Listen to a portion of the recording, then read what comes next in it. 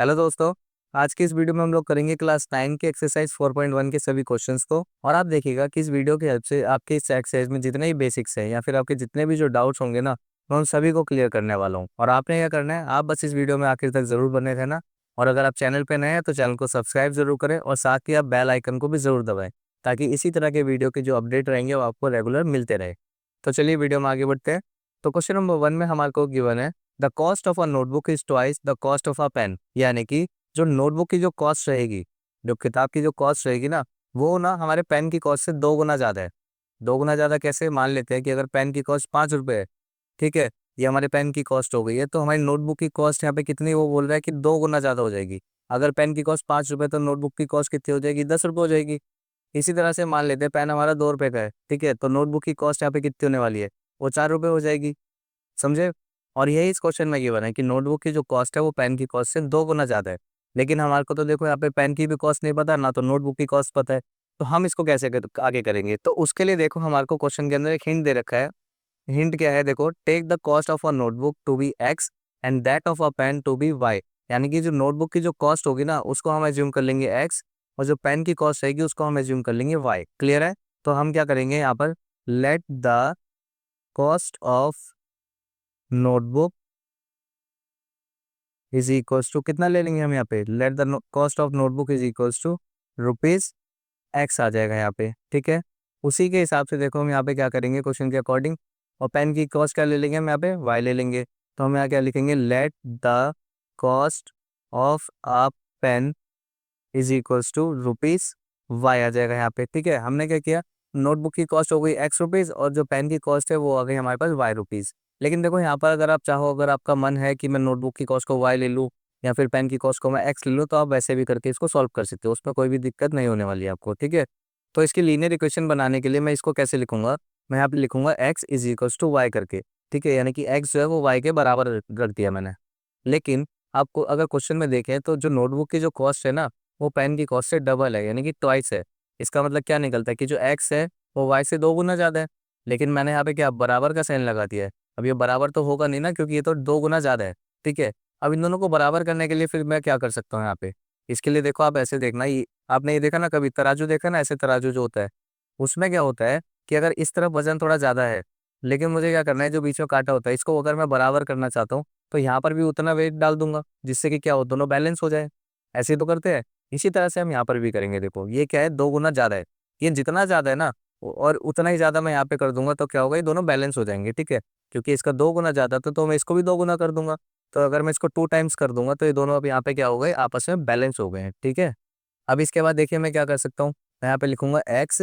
अब ये जो 2y है मैं इसको इधर लेकर आऊंगा, ठीक है। तो ये प्लस का साइन है इसके साथ, तो प्लस का साइन के साथ जब ये इधर आएगा तो ये हो जाएगा माइनस में। तो -2y इज इक्वल्स टू, अब देखो यहाँ से जो भी कुछ था मैंने उसको क्या करा, इस साइड ले आया, तो यहाँ पर क्या बचा, यहाँ पे कुछ भी नहीं बचेगा, तो इधर आ जाएगा हमारा 0। और यही हमारा यहाँ पे क्वेश्चन नंबर 1 का आंसर है। अब इसके बाद चलते हैं हम सेकंड पेज पे, जिसमें हम करेंगे क्वेश्चन नंबर 2 को। देखिए क्वेश्चन नंबर 2 जो है वो भी बहुत ज़्यादा इजी क्वेश्चन है, ठीक है। इसको मैं आपको सिखाता हूँ, आपको बहुत अच्छे से समझ भी आएगा, ठीक है ना। So express the following linear equation in the form of a x plus b y plus c is equals to 0। बस इतना ही क्वेश्चन था, ठीक है। यानी कि ये जो इक्वेशंस है ना, इसको हमारे को किस फॉर्म में लेकर जाना है, किस तरह से एक्सप्रेस करना है, a x plus b y plus c is equals to 0। और उसके बाद क्या करना है, बस हमारे को ए बी और सी की वैल्यूज बतानी है क्या होगी, ठीक है। देखना कैसे करेंगे इसको। मैं क्या करूंगा, इक्वेशन नंबर 1 जो है इसको किस फॉर्म में लेके जाना है मेरे को, मुझे लेके जाना है इसको a x plus b y plus c is equal to 0 करके लेके जाना है, ठीक है। अब देखो ए एक्स तो मेरे पास ये आ गया पूरा का पूरा, बी वाई कहाँ आ गया, मेरे पास ये रहा। अब सी तो यहाँ पर नहीं है, ठीक है। लेकिन मैंने आपको इंट्रोडक्शन वाली वीडियो में क्या बताया था कि सी क्या होता है, सी वो होता है जिसके साथ कोई भी वेरिएबल नहीं होता है। और अगर आपने इंट्रोडक्शन वीडियो नहीं देखा है तो आप क्या करना, डिस्क्रिप्शन बॉक्स में जाके उस वीडियो को जरूर देखना। तो चलिए अब इस इक्वेशन को हम इस फॉर्म में लेके जाते हैं, ठीक है। तो देखो ए एक्स के लिए क्या लिख सकता हूँ मैं यहाँ पे, 2x आ गया, फिर प्लस का साइन। डी वाई के लिए हम यहाँ पे क्या लिख सकते हैं, 3y।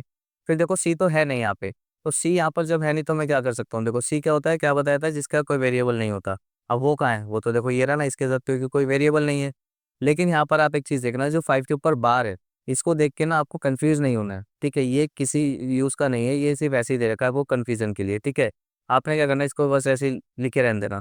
तो आप क्या करना, बस इसको सिंपली जो प्लस का साइन है ना, इसको पूरा प्लस के साइन के साथ उठा के इसको इक्वल्स टू के इधर ले आना, ठीक है। तो जब इसको मैं इधर लेकर आऊंगा तो प्लस का साइन चेंज हो जाएगा, यहाँ पे आके माइनस में जाएगा और 9.35 बार एज इट इज आ जाएगा, ठीक है। फिर इक्वल्स टू का साइन, अब बराबर के इधर से मैं सब कुछ जब इधर लिया तो क्या बचा, तो कुछ भी नहीं बचेगा ना, तो यहाँ पर हो गया 0, ठीक है। अब मैंने क्या करा, इस पूरी इक्वेशन को इसको इस फॉर्म में एक्सप्रेस कर दिया, लेकिन उसके बाद मुझे यहाँ पे क्या करना है, ए बी और सी की वैल्यूज को भी तो बताना था। तो देखो मैं यहाँ पे कैसे बता सकता हूँ इन दोनों की वैल्यूज को, ए बी और सी इन तीनों की वैल्यूज देखो मैं कैसे बताऊंगा। ए क्या होता है, जो भी एक्स का कोफिशिएंट होता है, यानी कि एक्स के साथ जो भी नंबर मल्टीप्लाई होता है वो हमारा ए हो जाता है। तो ए की वैल्यू हो गई यहाँ पे 2, क्योंकि ये मल्टीप्लाई हो रहा है इसके साथ।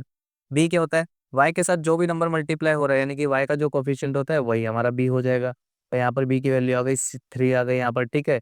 इसी के साथ देखो सी हमारा क्या होता है, जो कि किसी भी वेरिएबल के साथ नहीं होता, वो हमारा पूरा सी होता है। तो यहाँ पे सी की वैल्यू हो जाएगी -9.35 बार, ठीक है। तो यहाँ से हमने क्या करा, ए बी सी की वैल्यूज को ही फाइंड कर लिया है। अब हम चलते हैं अपने सेकंड पार्ट पे।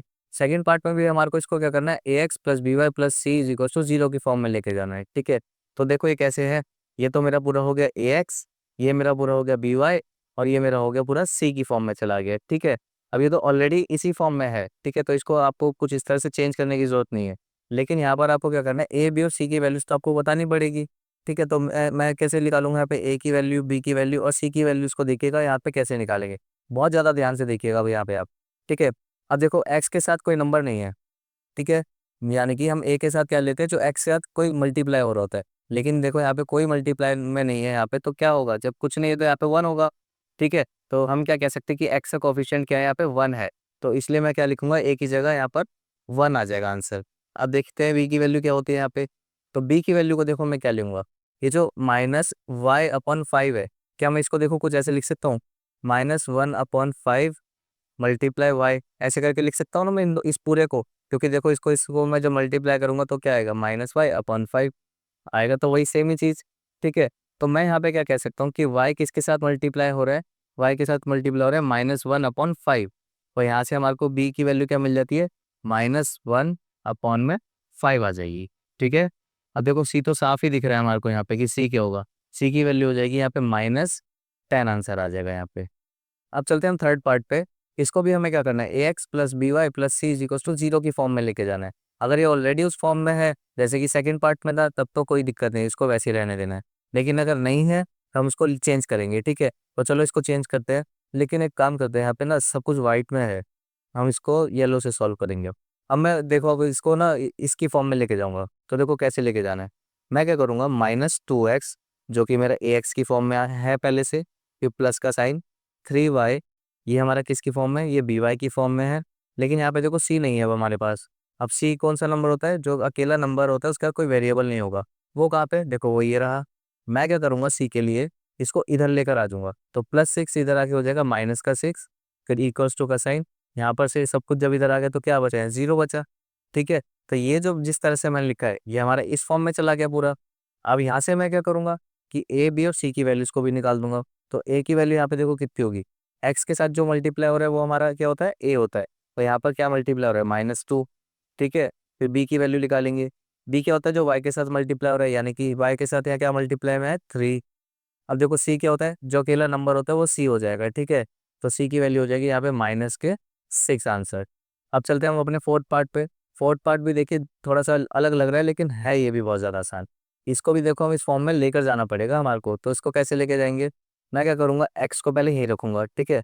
और ये जो 3y है इसको मैं इधर लेकर आऊँगा, जब इसको मैं इधर लेकर आऊँगा तो ये होगा -3y, ठीक है। अब मेरे पास क्या आ गया, देखो ए एक्स आ गया यहाँ पर, और मेरे पास क्या आ गया, बी वाई भी आ गया, लेकिन सी नहीं है। अब देखो सी तो इन दोनों क्वेश्चन में हमने क्या किया था, यहाँ पे नंबर्स थे तो हम उसको उधर लेकर जा रहे थे, लेकिन यहाँ पर तो कोई नंबर भी नहीं बचा।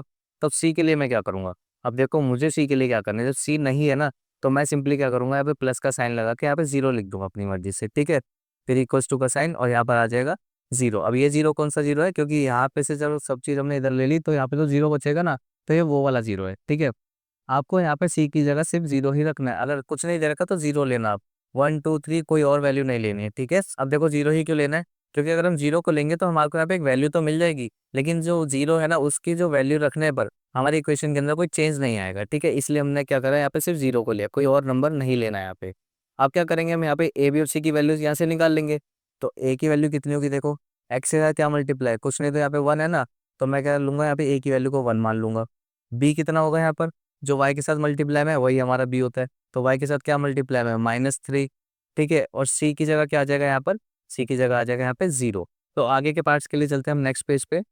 अब देखिए फिफ्थ पार्ट में हमें क्या करना है, सेम वही प्रोसेस को करना है। इसको भी हमारे को सीधा किस पे लेके जाना है, a x plus b y plus c is equal to 0, इस फॉर्म में लेके जाना है इस पूरे को भी। तो देखो जल्दी जल्दी मैं आपको वो भी बता देता हूँ। देखो इसको कैसे लिखेंगे हम, इसको मैं लिख सकता हूँ 2x, फिर माइनस का जो 5 है ये इधर आके क्या हो जाएगा प्लस 5y। ठीक है, अब देखो मेरे पास क्या आ गया, ए एक्स आ गया, बी वाई आ गया, अब सी नहीं है। सी के लिए पिछले पेज पे मैंने क्या बताया था आपको कि जब सी नहीं होगा तो आपने क्या करना है, प्लस का साइन लगा के यहाँ पे 0 ले लेना। ठीक है, फिर इक्वल्स टू का साइन। अब इस पूरे को जब मैं उधर लेके आऊँ तो यहाँ पर क्या बचेगा, यहाँ बचेगा सिंपली 0। हमने क्या करा, इस पूरे को इस फॉर्म में ले गए। अब यहाँ से क्या करना है मेरे को, ए बी और सी की वैल्यूज को निकालना है। अब ए की वैल्यू कितनी होगी, देखो एक्स के साथ क्योंकि 2 है तो ये क्या हो जाएगा हमारा, ये ए हो जाएगा। वाई के साथ 5 है तो ये क्या हो जाएगा, ये बी हो जाएगा। सी कितना होगा, सी हो जाएगा यहाँ पे 0।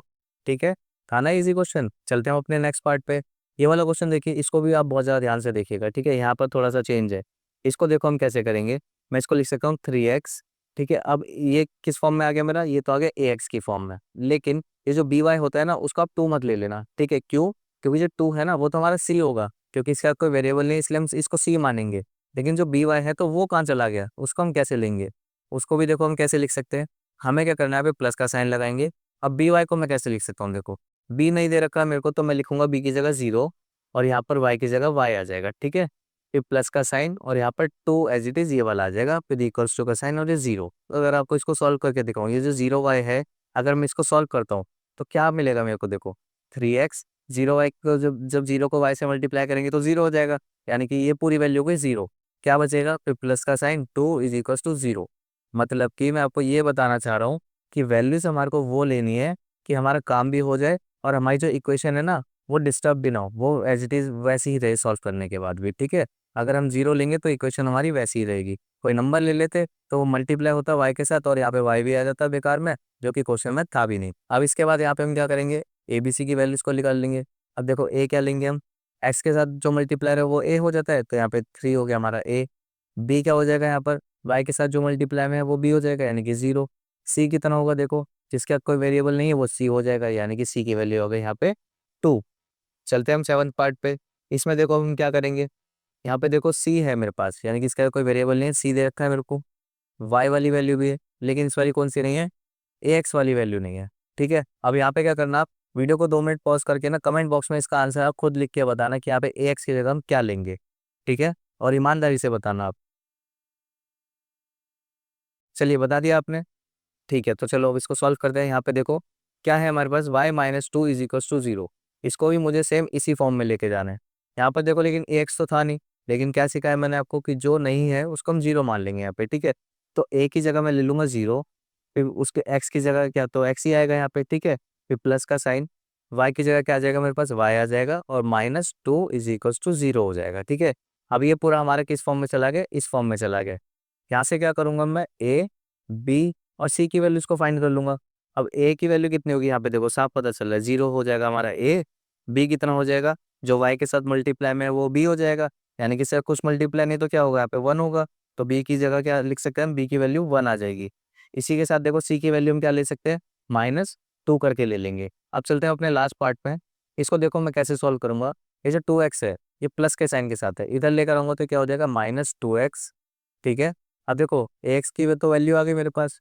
अब लेकिन ये बी वाई नहीं है, उसको कैसे करेंगे, प्लस का साइन, बी वाई नहीं है तो बी की जगह मैं लूंगा 0, फिर वाई की जगह तो वाई ही आएगा, फिर प्लस का साइन। सी क्या होता है, जिसका कोई वेरिएबल नहीं होगा, यानी कि 5 आ गया मेरे पास सी की वैल्यू तो।